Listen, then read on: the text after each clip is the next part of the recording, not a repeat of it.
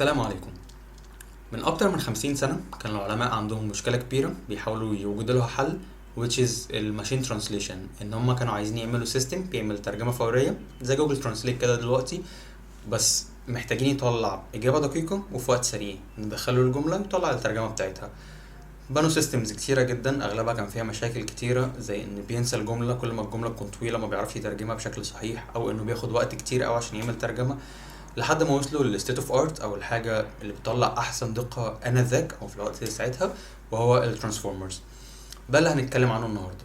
فلو انت طالب في سي اس بتدرس كمبيوتر ساينس، بتدرس ارتفيشال انتليجنس، او اتخرجت مهتم بالبحث العلمي، مهتم تفهم ازاي اللانجوج مودلز بتشتغل، لانجوج مودلز زي شات جي بي تي، زي لاما، زي كلاود سونيت، زي كوين، اي لانجوج او ديب سيك، اي لانجوج موديل موجود دلوقتي، مهتم تفهم ازاي اتبنى من جوه.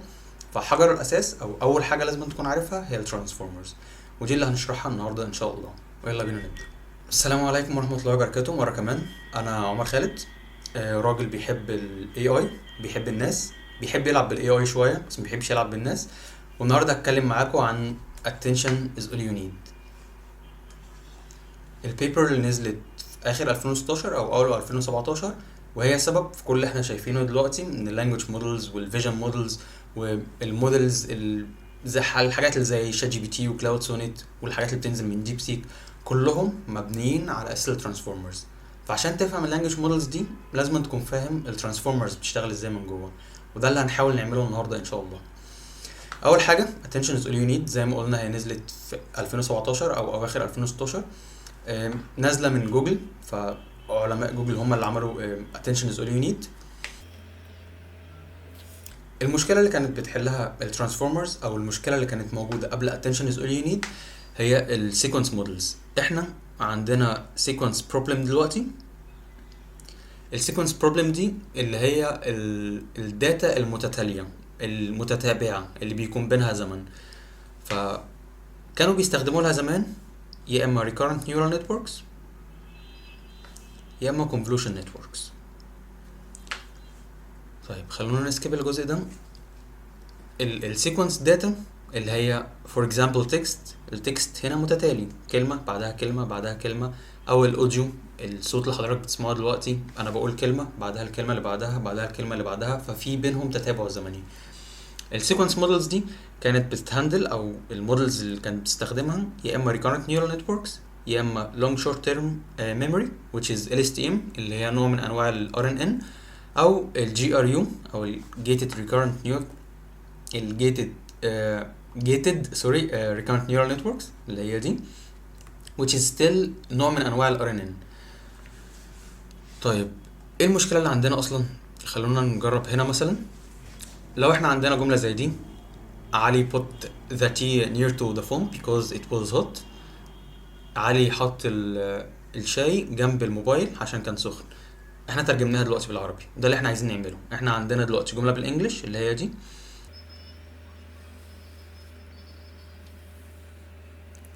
اعتبر ان عندنا بلاك بوكس زي ده، بلاك بوكس. الجملة دي او الكلمات دول لحد اخر كلمة هيخشوا البلاك بوكس ده، بعدين البلاك بوكس يطلع لنا نفس الجملة بس بالعربي. فهيطلع مثلا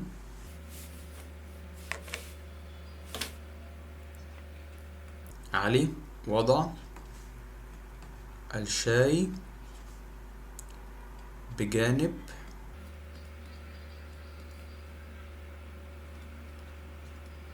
الهاتف مثلا لأنه كان ساخنا مثلا.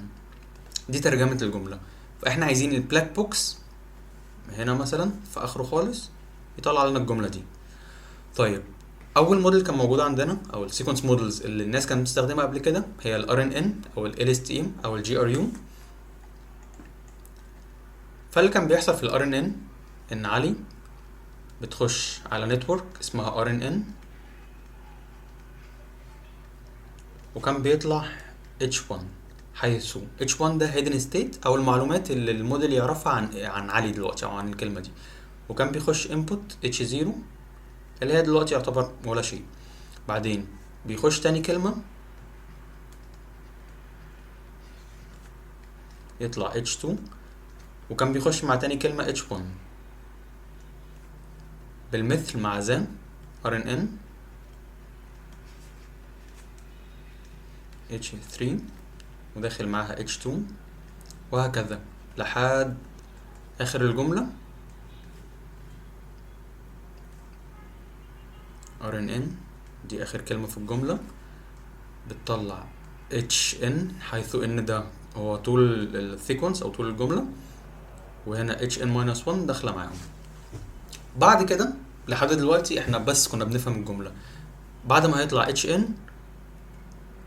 هيخش على RNN ويطلع أول كلمة وليكن علي. بعدين هتخش as a input ال RNN جديدة وتطلع كلمة وليكن وضع، وهكذا لحد ما نوصل لآخر كلمة وهي ساخن. طيب ايه المشكلة اللي هنا؟ لو انت لاحظت معايا احنا عندنا مشكلتين بيحصلوا.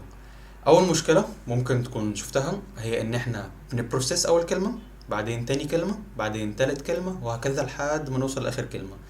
ده انكودنج. احنا عملنا انكودنج لكل الكلمات بشكل سيكوينشال، اول كلمة بعدين تاني كلمة بعدين تالت كلمة لحد اخر كلمة.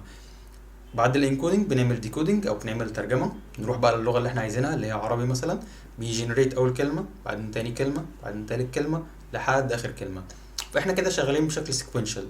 فلو احنا عندنا 1000 كلمة احنا منتظرين ان نعمل بروسيس لكل كلمة بشكل متتالي، مهما كانت الجي بي يو باورز اللي عندنا، مهما كانت الكمبيوتيشن باور الموجودة، مهما كان اللابتوب مثلا بتاعنا قوي قوي او سيرفر قوي قوي، هيستخدم جزء صغير قوي منه ويمشي بشكل سيكوينشال.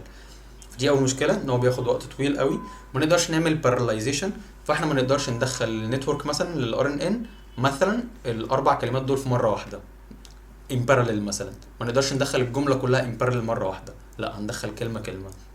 وتاني مشكله موجوده عندنا وهي الجريدينت اكسبلوجن، وهي الجريدينت فانيشنج، او بالعربي كده ان هو بيبدا ينسى الكلمات.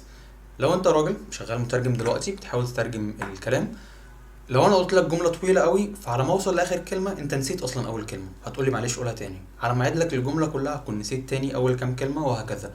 فالجريدينت فانيشنج هي باختصار انه على ما بيوصل لاخر كلمه، على ما بيوصل للجزء الاخير من السيكونس بيكون نسي الجزء الاول، فبالتالي لما بيترجم على اساس اللي هو فاكره بس، فالترجمه ما بتكونش صحيحه. احنا عايزين نحل المشكلتين دول.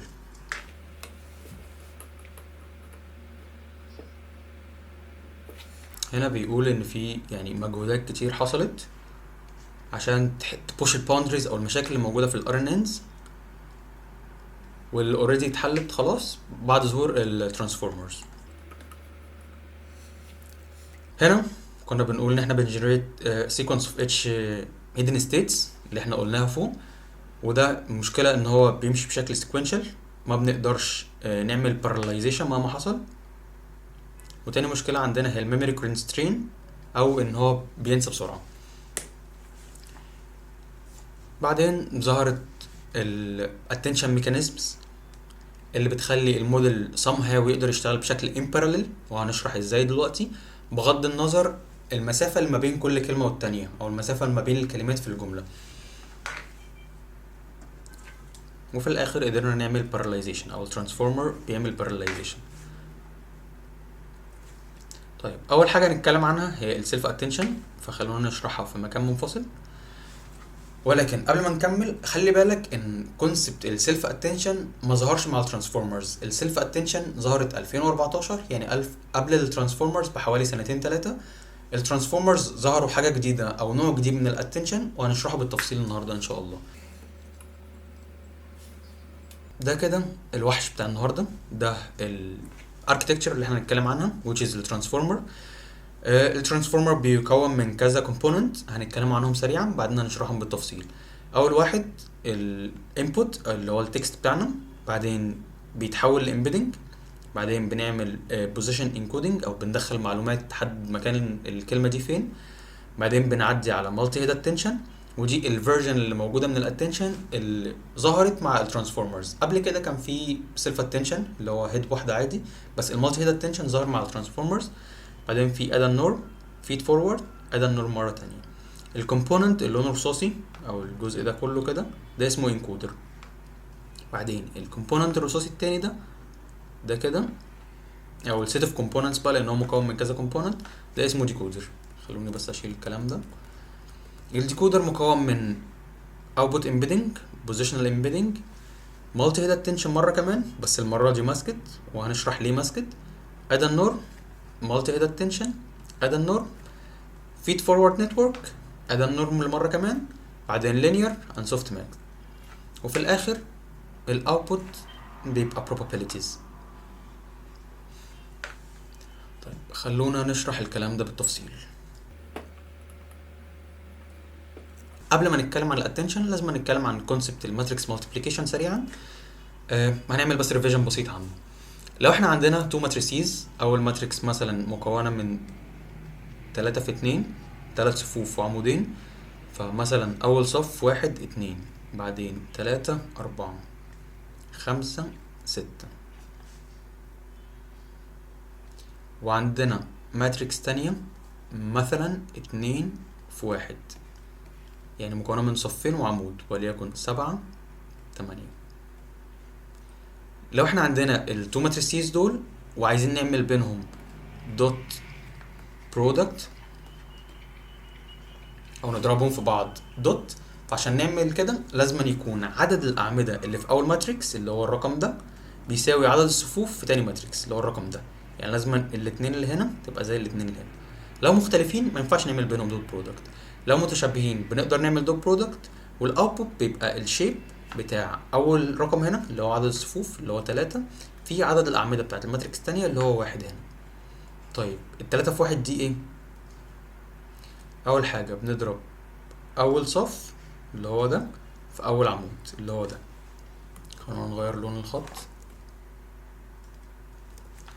فهنا لما نضرب 1 في 7 هيدينا 7 زائد 2 في 8 16. دي كده اول قيمة عندنا. بعدين تاني قيمة هنضرب تاني صف في اول عمود، 3 في 7 21 زائد 4 في 8 32. بعدين مرة اخيرة هنضرب تالت صف في اول عمود اللي هو العمود الوحيد اللي عندنا، 5 في 7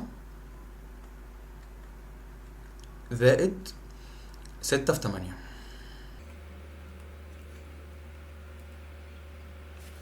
وخلونا نقفل بالاحمر.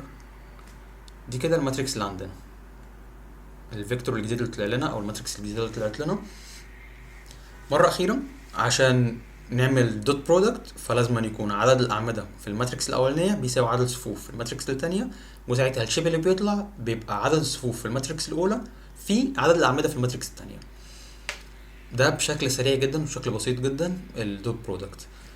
لو عندنا ماتريكس 3 في 2 مثلا وعايزين نضربهم في ماتريكس تانية 1 في 2، الضرب ده مش هينفع، مش هيرضى يحصل لان هنا عدد الاعمده مش بيساوي عدد الصفوف.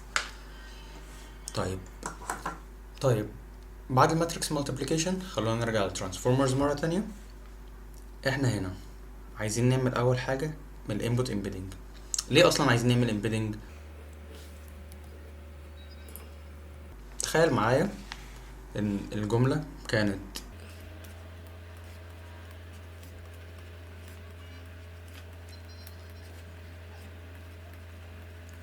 وليكن دي الجمله علي put the tea near to phone. عايزين الموديل يترجمها. اول حاجه خالص الموديل ما بيقدرش يفهم كلمات، الموديل بيقدر يفهم ارقام بس، فاحنا عايزين نحول الجمله دي لارقام.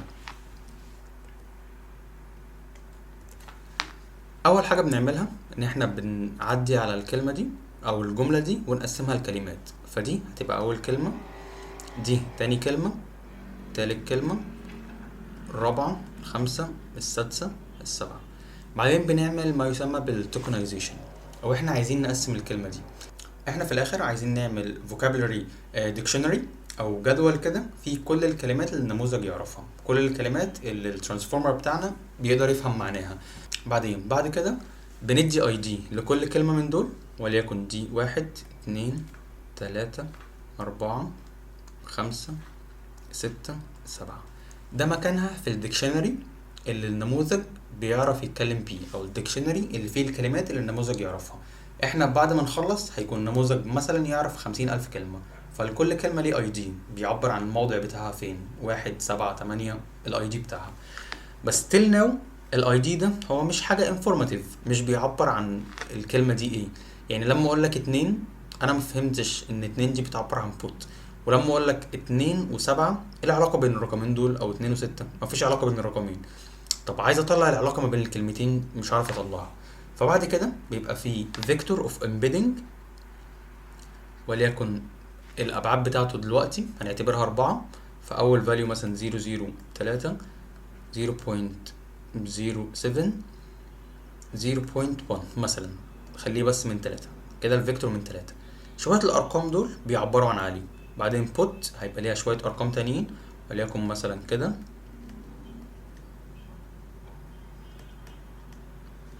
شوية الارقام دول بيعبروا عن put، وهكذا لحد فوق. الارقام دي اسمها embedding. الميزه فيها ايه؟ ان احنا نقدر نحسب العلاقه ما بين الامبيدنج اللي هنا والامبيدنج اللي هنا، بحيث لو الارقام متقاربه يبقى الكلمتين دول موستلي هم شبه بعض او متقاربين او في بينهم ريليشن قويه. لو الارقام مختلفه فبالتالي الريليشن اللي بينهم ضعيفه. ده كده الامبيدنج. نرجع للترانسفورمر مره كمان. هو ده الانبوت امبيدنج بتاعنا. دلوقتي حالا احنا هنبداوا بارقام راندوم، وهيبقى 512 الدايمنشن بتاعهم مش 3 بس، وكلهم ارقام راندوم. بعدين من خلال التدريب هيبدا يكتشف العلاقات ما بين الكلمات، فهيبدا يابديت الارقام الراندوم دي لحد ما يبقى فيها الفاليوز الحقيقيه اللي بتعبر عن الكلمه. بعد كده خلينا نروح على البوزيشنال انكودنج ونقول المشكله اصلا فين.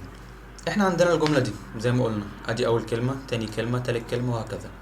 السيكونس مودلز العاديه اللي هي الار ان ان والال تي امز والجي ار يو كانوا بياخدوا اول كلمه يعملوا لها بروسيسنج ويطلعوا الهيدن ستيب بتاعتها، بعدين يروحوا على تاني كلمه يعملوا لها بروسيسنج يطلعوا بالهيدن ستيب بتاعتها اند سو اون لحد اخر كلمه. بس احنا قلنا ان الترانسفورمر بيقدر يعمل باراليزيشن للمشكله دي، او بيقدر يدخل الكلمات كلها ان باراليل. فهو هنا هياخد علي put then كل دول لحد اخر الجمله in parallel، يعمل لهم process in parallel. بس عشان ياخدهم in parallel هو لازم يكون في معلومه بتعرفه فين مكان كل كلمه من دول، والمعلومه دي هنعرفها من خلال البوزيشنال انكودنج. البوزيشنال انكودنج ده بيقول لك الكلمه دي موضعها فين، ايه الكلمه اللي قبلها وايه الكلمه اللي بعدها، ايه المكان اللي بيعبر عنها. عشان نعمل بوزيشنال انكودنج في كذا طريقه. اول طريقه اسهلهم ان احنا هنحط هنا، نضيف على الامبيدنج ماتريكس هنا 1 هنا 2 هنا 3 او الامبيدنج فيكتور هنا 4 هنا 5 هنا 6 هنا 7. تمام كده عرفنا مكان الكلمه فين. بس خلي بالك المشكله اللي هنا ان بيحصل اكسبلوجن او الارقام بتكبر قوي. فلو عندنا سيكونس مكون من 1000 كلمه، الكلمه رقم 1000 الامبيدنج فيكتور بتاعها اللي هو ده هيتضاف على كل صف فيه 1000، فهيتضاف عليه رقم كبير قوي.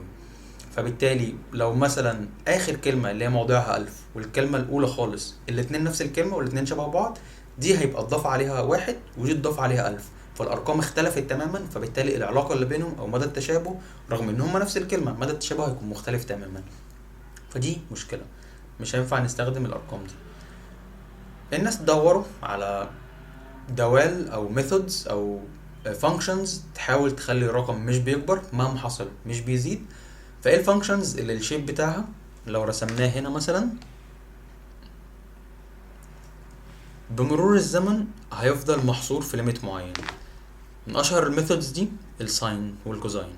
فهنا الساين بتكبر لحد ما توصل لقيمه معينه، ترجع تصغر، بعدين ترجع تكبر، وهكذا. بس دايما في باوندريز هنا، عمرها ما هتزيد عن رقم معين وعمرها ما هتقل عن رقم معين. الكوزاين نفس الشيء بس بتبدا شيفتد 90 درجه، بس ستيل هي ليميتد باوندريز، عمرها ما هتبقى اكتر من رقم معين وعمرها ما هتكون اقل من رقم معين. فبالتالي البوزيشنال انكودنج اللي موجود في البحث الاساسي او الاتنشن از اول يو نيد بيتحسب بالساين والكوزاين. طيب دي البوزيشن ايكويشنز، دي اول واحده، دي تاني واحده، وهنشرح ازاي اتبنوا. اول واحده ال p of position 2i، دي البوزيشن اللي هنا تعبر عن موضع الكلمه اللي هو 0 1 2 بلا بلا بلا لحد n. بعدين الدي موديل، دي الدايمنشن بتاعت الموديل اللي هي بتبقى رقم ثابت وليكن 512. ال 2i هو الاندكس بتاع الامبيدنج اللي هو هنا الاي بزيرو، بعدين اي بواحد، بعدين الاي باتنين within الكلمة الواحدة within التوكن الواحدة. فهنا هيضيف في المكان زيرو اللي هيخرج من الايكويشن دي البوزيشن، فبوزيشن الكلمة مثلا بزيرو، زيرو اوفر some number هيطلع في الاخر زيرو، فساين اوف زيرو which is زيرو. هنا مش هيضيف اي حاجة، هيسيب الاي دي، هيسيب المكان ده يروح المكان اللي بعديه يضيف البوزيشن ستيل بزيرو، بعدين الاي دلوقتي الاي باتنين يضربها في اتنين يحسب الرقم يضيفه على المكان ده، بعدين يروح على المكان رقم 4 وهكذا. في الاماكن الفرديه اللي هي 2i plus 1 مثلا، ساعتها هيبدا يضيف بالكوزاين، فهنا هيضيف بالكوزاين، بعدين المكان اللي بعديه هيضيف الناتج بتاع الاوتبوت بتاع البوزيشنال انكودنج وهكذا، بحيث في الاخر خالص عشان نشيل بقى الكلام ده هيبقى هنا الانبوت امبيدنج فيه حاجتين، او الامبيدنج فيكتور دلوقتي هو فيه حاجتين. خلينا نشوفهم من هنا. اول حاجه الانبوت امبيدنج نفسه اللي هو الامبيدنج اللي بيعبر عن معنى كل كلمه، وتاني حاجه البوزيشنال انكودنج او البوزيشنال امبيدنج او الحاجه اللي بتعبر عن موضع كل كلمه. كده احنا معانا معلومتين لحد دلوقتي، معنى كل كلمه، تاني حاجه موضع كل كلمه. بعدين خلينا نروح على المالتي هيد اتنشن او الاتنشن عموما، وده اللي هيضيف لنا الانفورميشن او المعلومه الثالثه.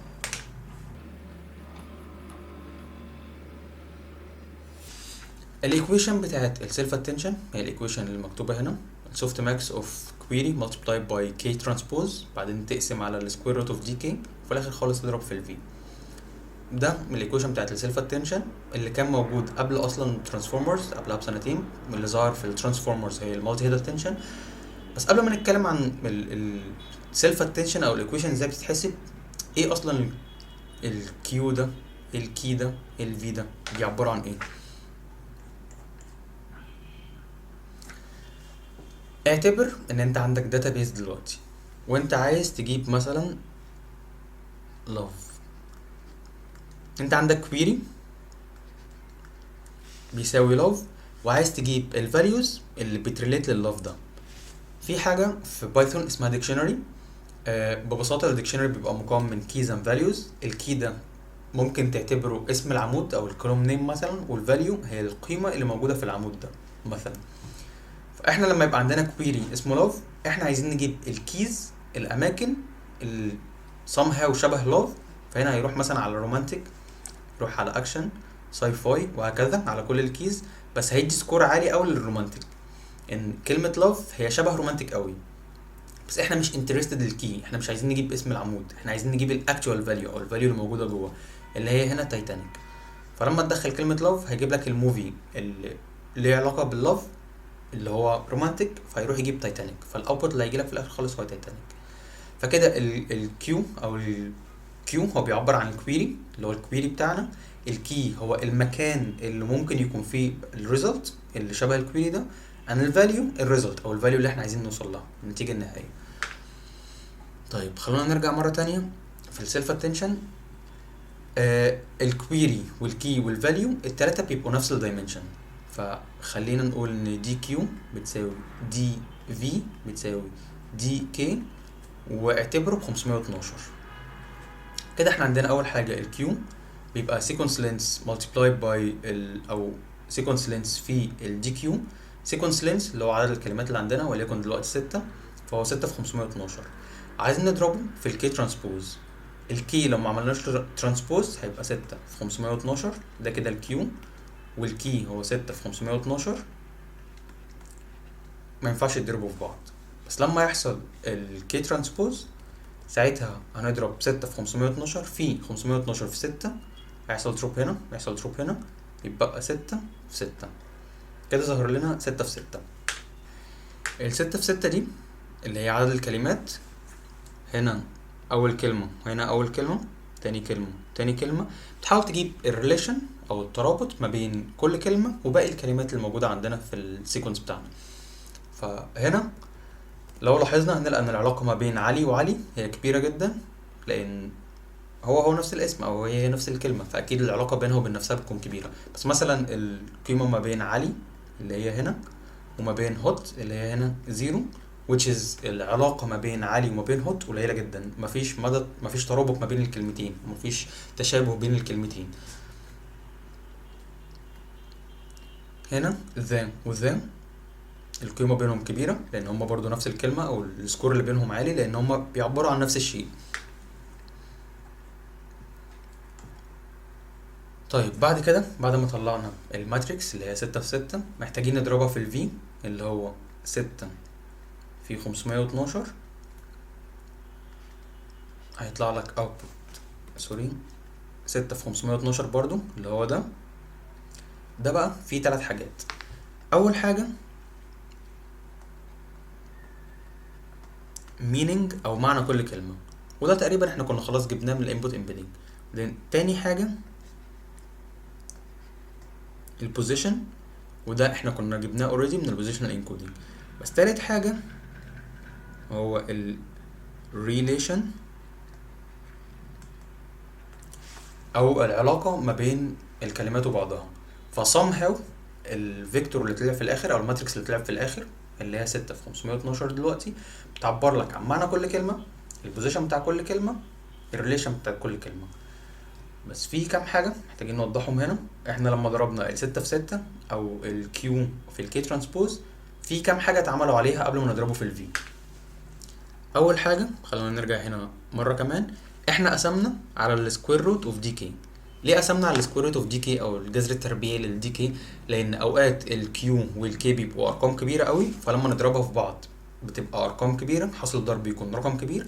لما بنعمل سوفت ماكس على الرقم الكبير ده، سوفت ماكس somehow بتشتغل بشكل سيء او مش بالشكل المفترض ليها، فلازم نقسم على السكوير روت اوف دي كي عشان نضمن انها تشتغل بالشكل المناسب.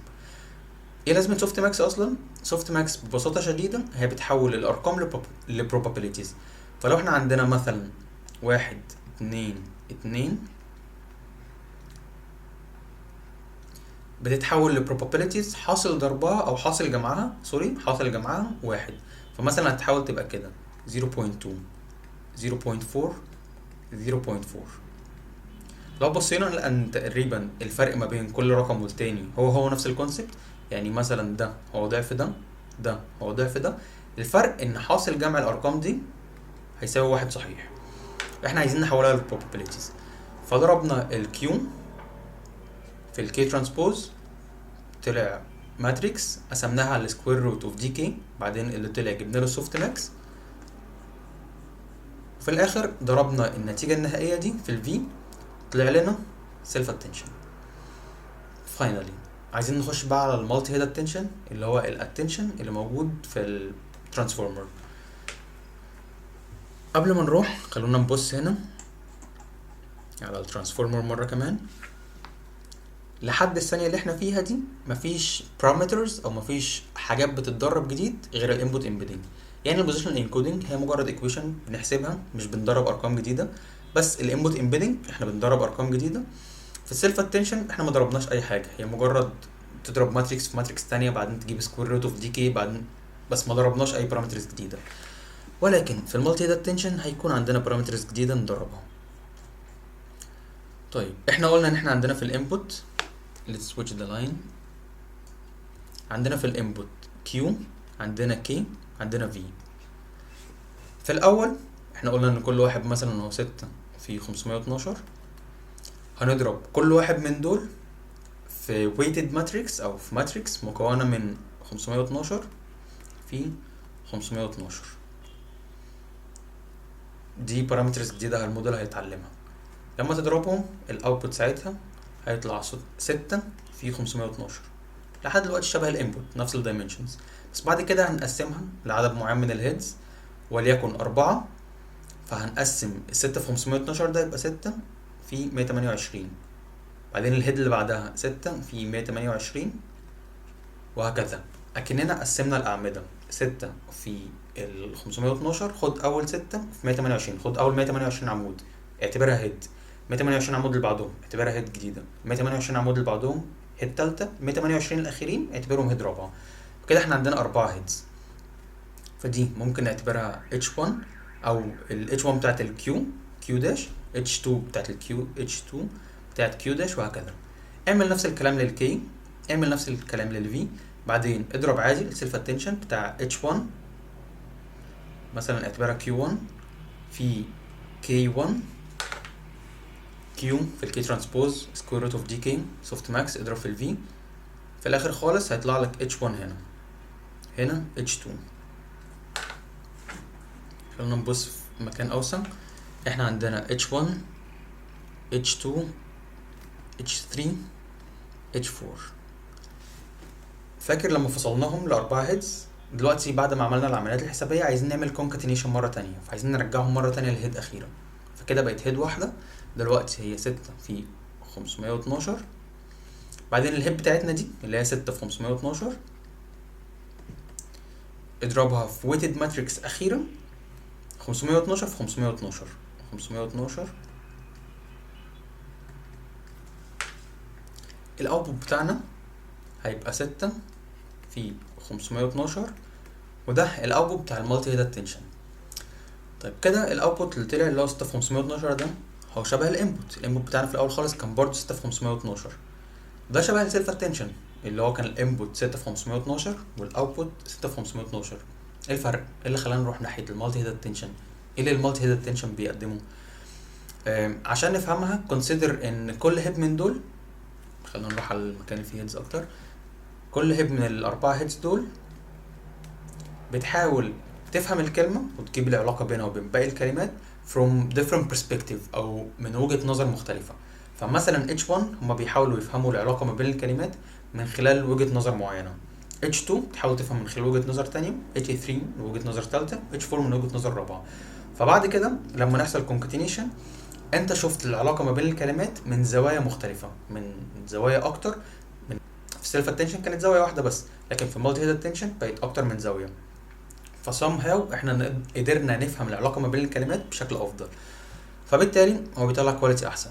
بس دلوقتي احنا عندنا 4 بارامترز جداد بيتدربوا. ال WQ which is somehow random، دلوقتي محتاجين نديها value، محتاجين نديها ارقام راندوم 512 في 512، كل القيم اللي جوه راندوم، الموديل بيحاول يتدربها. WK ال WK وال WV والموديل برضه بيحاول يتدربهم، وفاينالي ال W0.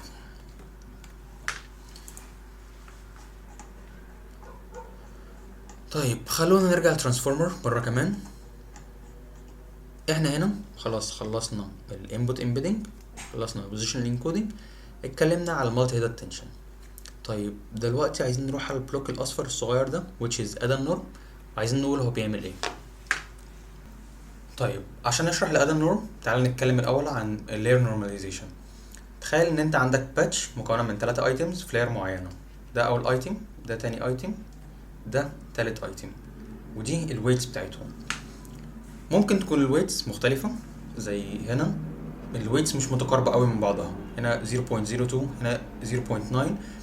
عشان نعمل stabilization في التريننج او التريننج يكون stable ما يبقاش فيه مشاكل، احنا محتاجين نعمل normalization للويتس دي. عشان نعمل normalization احنا نستخدم الايكويشن البسيطة قوي دي. اول حاجة لكل باتش من دول بنجيب حاجتين، الميو والسيجما، حيث الميو دي اللي هي المتوسط، والسيجما الميو اللي هي المين يعني، والسيجما اللي هي الستاندرد ديفيشن اللي هو الانحراف المعياري. بنعمل ده لكل لاير، بعدين بعد كده نستخدم الايكويشن دي عشان نابديت الويتس او الارقام اللي موجوده هنا بالارقام اللي حسبناها من الايكويشن دي. هنا الاكس هي الويت اللي موجود قبل كده، الميو هو المين او المتوسط الحسابي، هنا ده الفاريانس اللي هو السيجما سكوير اللي هو الانحراف المعياري تربيع، زائد ابسلون قيمه صغيره هي هايبر بارامتر او رقم احنا بنحدده، بنجيب سكوير روت للكلام ده. لما بنعمل نورماليزيشن ده بيخلي التريننج مور ستيبل او يعني اسهل، فبيطلع نتيجه احسن في وقت اسرع. طيب وبنعمل اد عشان نحل مشكله الجريدينت فانيشنج، او ان الويتس توصل لارقام قليله قوي، ارقام صغيره قوي، فالموديل يبدا ينسى. طيب احنا كده شرحنا الانبوت امبيدنج، بوزيشنال انكودنج، مالتي هيد اتنشن، ادى النورم. بعدين محتاجين نتكلم دلوقتي على الفيد فورورد. طبعا ادى النورم هنا نفس الكونسبت، ادى النورم عموما نفس الكونسبت. طيب ايه الفيد فورورد؟ الفيد فورورد هي مجرد نتورك، نيورال نتورك عاديه، بتبقى مكونه مثلا الانبوت بتاعنا لو كان 4 نيورونز او الدايمنشنز كانت 4، بنسكيل اب وليكن هنا هيبقوا 8، فده دنس موديل.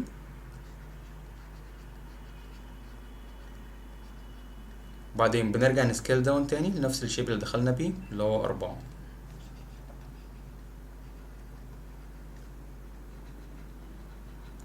هي مجرد فيد فورورد نتورك بسيطة عادية جدا.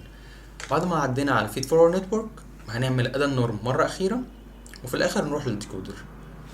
كل اللي احنا شرحناه لحد دلوقتي بيحصل in parallel. somehow نقدر نعمل parallelization للinput tokens أو للinput data، بس في الديكودنج مش بنشتغل in parallel somehow، احنا بنشتغل بشكل اسمه auto regressive. احنا الاوتو ريجريسيف انه بيجنريت توكن، بعدين ياخد كل الكلام ده يجنريت توكن، بعدها ياخد كل الكلام ده يجنريت توكن. فالتوكن اللي بتعمل لها جنريشن هي بيزد اون اخر اوتبوت وصلت له، بيزد اون كل الانبوت باخر اوتبوت، بعدين جنريت توكن بعدها اند سو اون. طيب خلينا نرجع للبيبر نشوف الكلام اللي احنا شرحناه في الانكودر لحد دلوقتي ده موجود فين، وبعدين نخش على الديكودر. هنا احنا كنا بنقول ان احنا بنسكيل او بنقسم على دي كي، عشان لما السوفت ماكس بيبقى عندها very small gradients، وده بيحصل لما يبقى في الضرب ما بين الكيو والكي يطلع ماجنتيود كبير قوي، ماجنتيود عالي. ده بيخلي الجريدينتس بتاعت السوفت ماكس تبقى قليله، فبالتالي الابديت بيكون ضعيف او التعديل بيكون سيء، فبالتالي احنا بنقسم بس على سكوير روت اوف دي كي. دي الايكويشن بتاعت الاتنشن شرحناها من شويه. دي الايكويشن بتاعت المالتي هيد اتنشن. احنا قلنا ان كل هيد فيهم هي بنضرب الكيو في الويت، بعدين الكي في الويت بتاعتها، بعدين الفي في الويت بتاعتها، نحسب الاتنشن عادي جدا لكل هيد. بعدين في الاخر خالص بنعمل كونكاتينيشن للهيدز، وفي الاخر بنضرب دبليو 0. كده طلعنا المالتي هيد اتنشن. خلاص خلصنا الانكودر. ليتس جو تو ديكودر. اول حاجه كونسبت الادى النورم، هنا وهنا وهنا واحد، نفس كل حاجه. الفيد فورورد نتورك برضو شرحناه قبل كده. المالتي هيد اتنشن شرحناه. احنا اهم نقطه بالنسبه لنا دلوقتي الماسكد مالتي هيد اتنشن. اللي بيعمل ماسك اصلا، لما شرحنا المالتي هيد اتنشن او لما كنا بنشرح في الاتنشن في الاول، قلنا ان احنا معانا الماتريكس دي اللي هنا فيها عالي وعالي، بوت بوت. ودلوقتي عايزين نعرف ليه بنعمل ماسكد مالتي هيد اتنشن. لما عملناش ماسك، اول مره هيخش هنا عالي، هو فاهم العلاقه بين عالي وبين باقي الكلمات، بعدين لما يروح على بوت هيشوف برضه العلاقه ما بين بوت وباقي الكلمات وهكذا. فكده هو somehow بيسنيك او بيغش، هو بيشوف الكلمات اللي بعد كده، فهو مش بيتعلم حاجه جديده. احنا عايزين نعمل ماسك ان دلوقتي حالا لما يبقى معاك عالي اعمل هايد لباقي الكلمات ما تشوفهمش. هنريبليس الفاليوز بتاعتهم بسالب انفينيتي، فهو لما يشوف سالب انفينيتي دي في السوفت ماكس هتتحول زيرو. فدلوقتي حالا في اول مره هو شايف علي بس، تاني مره شايف اول كلمتين علي بوت والباقي بنيجاتيف انفينيتي، عشان الموديل يبقى فعليا بيتعلم مش بيغش، مش بيشوف الكلمه اللي عليها الدور ويقدر يعرفها، مش بيشوف الكلمات اللي بعد كده مثلا ويسنيك. هو عارف، وهو دلوقتي بيتعلم علي هو عارف الكلمه اللي بعدها ايه اللي هي بوت. كده هو بيشتغل somehow deterministic، او هو عارف الكلمه، هو مش بيتعلم حاجه. احنا عايزينه يتعلم البروبابيلتيز اللي تخليه هو اللي يتوقع الكلمه اللي بعد كده ايه على طول. فبالتالي بنعمل هايد في رقم 3 مثلا، بنسيب اول 3 كلمات، نعمل ماسك اللي بعدهم وهكذا، عشان نكون ضامنين في كل مره ان هو بيتعلم معلومه جديده، هو مش بيسنيك، هو مش بيغش somehow. ده كده بالنسبه للماسكد مالتي هيد اتنشن. بعدين خلي بالك في حاجه صغيره هنا، لو بصينا في السهم ده هنا هو داخل حاجتين وفي سهم واحد بس اللي جاي من تحت. ايه دول؟ السهمين دول بيعبروا عن الكي والفاليو، وهنا بيعبر عن الكويري. في الانكودر احنا عملنا انكودنج اوريدي للديكشنري بتاعنا مثلا او للكيز اند فاليوز، فاحنا عارفين الداتا بتاعتنا خلاص عملنا لها انكودنج. بس الكويري اللي بيجي لنا كل مره هنا ممكن نعتبر ان اول كويري بيجي لنا مثلا هو اس، حيث اس دي بتعبر عن بدايه الجمله مثلا. فاحنا دلوقتي بنقول له لما يبقى عندك اس اللي هي بدايه الجمله وانت عامل انكودنج اوريدي للداتا، ايه يا ترى الكلمه اللي عليها الدور المفروض تيجي؟ فهيبدا بكلمه معينه ايا يكن هي ايه. بعدين في اللفه اللي بعد كده هيقول لك احنا معانا الكلمه دي، الكلمه اللي احنا لسه مطلعينها، ومعانا انكودنج للداتا كلها، يا ترى ايه الكلمه اللي بعدها؟ فدير از نو نيد، او مش محتاجين ان احنا نعمل انكودنج من جديد او نحسب من جديد الكي اند فاليو، لان احنا اوريدي يعني عارفينهم، احنا خلاص عملنا انكودنج للداتا مره تانية. فدير از نو نيد ان احنا نعمل انكود مره تانية او نعمل كي وفاليو مره تانية. بعدين خلصنا المالتي داتا اتنشن، عملنا اد النورم، عملنا الفيد فورورد اد النورم. بعدين في الاخر خالص بنطلع على لينير لاير ونحسب سوفت ماكس. السوفت ماكس دي بتطلع ايه؟ احنا قلنا قبل كده ان السوفت ماكس بتطلع probability. السوفت ماكس اللي هنا بالذات هي بتطلع set of probabilities على الفوكابيلاري اللي عندنا او الديكشنري اللي عندنا. احنا قلنا قبل كده ان الموديل ممكن يكون متعلم مثلا 50,000 كلمه، based on الانبوت اللي عندنا واللي وصلنا له لحد دلوقتي من الكلمات، وليكن احنا في اول الجمله عايزين نجنريت اول توكن لسه في اول كلمه، based on الانبوت ده ايه البروبابيلتي بتاعت اعلى كلمه، يا ترى ايه الكلمه اللي عليها الدور؟ فهيدي set of probabilities لكل الكلمات، هنشوف اعلى واحده فيهم based on soft max، نختار اعلى واحده يبقى دي التوكن اللي هناخدها. بعدين بما ان احنا اوتو ريجريسيف، التوكن اللي خدناها دي هنبدا مره كمان نشوف ايه اعلى توكن عليها الدور based on كل الانبوت والتوكنز اللي خدناها، لحد ما ياخد توكن اسمها اي او اس او ايا يكن، هي سبيشال توكن بتعبر عن الاند اوف سنتنس، او خلاص دي النهايه. اول ما تلقى التوكن دي وقف، خلاص مش محتاجين نجنريت حاجه كمان، وبالتالي خلاص طلعنا الاوت بتاعنا. خلونا نرجع عن البحث نشوف الكلام ده فين. مالتي داتا اتنشن اتكلمنا عنه. قلنا هنا مثلا احنا عندنا الدي كي الدي في بس بنقسم، والدي موديل في الاخر خالص بنقسمهم على عدد الهيدز. فلو كانوا مثلا 512 مثلا وعدد الهيدز بتاعنا 4 بيبقوا كل واحده فيهم 128، لو عدد الهيدز 8 بتبقى كل واحده 64. اتكلمنا عن البوينت وايز فيد فورورد نتورك مكونه من 2 لاير. اول حاجه الاكس اللي هو الانبوت في ويت 1 زائد بايس 1، بعدين اللي يطلع اعمله ريلو اللي هي بتطلع الماكس ما بين 0 والفاليو اللي عندنا. فمن الاخر لو في اي فاليوز نيجاتيف خليها صفار، لو هي بوزيتيف سيبها زي ما هي. بعد ما تعمل ريلو اضرب الاوتبوت ده اللي هو خلاص لاير جديده، اضربها في الويت ان بي عشان يطلع لك الاوتبوت النهائي من الاف اف ان. اتكلمنا عن الامبيدنج والسوفت ماكس، قلنا ان السوفت ماكس بتطلع probabilities. بعدين اتكلمنا على البوزيشنال انكودنج وقلنا ان هو بيكون ساينسويدال. بعدين في الاخر في التريننج اخر كام بوينت ممكن نتكلم عنهم. استخدموا في التريننج مثلا وان ماشين كانت ب8 انفيديا بي 100 جي بي يوز، استخدموا ادم اوبتمايزر دي بي 1 بتاعت الادم، دي بي 2 دي الابسلون. يو كان سيرش فور ادم اوبتمايزر، ممكن تشوف اي فيديو بيشرح ادم اوبتمايزر، الشرح بتاعه بسيط. and I think باقي البوينتس بالداتا اللي استخدموها في التريننج، الجي بي يوز او الهاردويرز اللي استخدموها في التريننج كلها ممكن تقراها من البحث، اعتقد مش محتاجه شرح تاني. فاعتقد كده انا حاولت ابسط اغلب الاجزاء اللي ممكن تكون صعبه في البحث. هنا دي الديفرنت اركتكتشر للترانسفورمر، هم جربوا اشكال مختلفه، عدد لايرز مختلفه، نمبر اوف هيدز مختلفه.